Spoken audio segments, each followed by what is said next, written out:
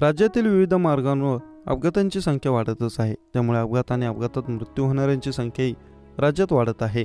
यवतमाळ नागपूर महामार्गावरील चपराडा गावाजवळ भीषण अपघात झाला. या अपघातात दर्शनासाठी जाणाऱ्या 4 भाविकांचा मृत्यू झाला, तसेच एक जण गंभीर जखमी झाला आहे. पंजाब येथील शीख कुटुंब दर्शनाला नांदेड येथील गुरुद्वाराला दर्शनाला जात असताना अपघात झाला. थांबलेल्या ट्रकला त्यांची इनोव्हा गाडी मागून धडकली. या अपघातात इनोव्हा गाडीचा पुढील भाग चक्काचूर झाला.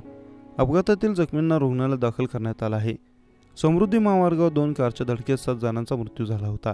या अपघातातील एक असलेली स्विफ्ट कार ही बुलढाणा जिल्ह्यातील देऊळगाव राजा येथील होती. या कारमधील 4 तरुणांचा देखील अपघातात मृत्यू झाला. या तरुणांचा अपघातापूर्वीचा एक व्हिडिओ समोर आलाय. जालन्यातील कडवंजी गावाजवळ 2 कार समोरासमोर धडकल्याने अपघात झाल्याची प्राथमिक माहिती समोर येत आहे. या 2 गाड्यांची टक्कर भीषण होती. त्यामुळे महामार्गावरील कठड्याला एमव्ही धडकली आणि रस्त्याच्या डाव्या बाजूला पलटी झाली. कटरच्या साहाय्याने दरवाजे कापून मयत आणि जखमींना बाहेर काढावे लागले.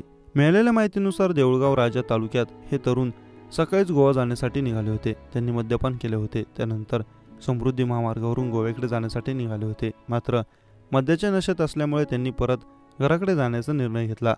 समृद्धी महामार्गावर वन वे असल्याने त्यांनी चुकीच्या बाजूने चालवली. यावेळी समोरून येणाऱ्या आर्टिका गाडीला धडकून अपघात झाल्याची माहिती समोर आली आहे.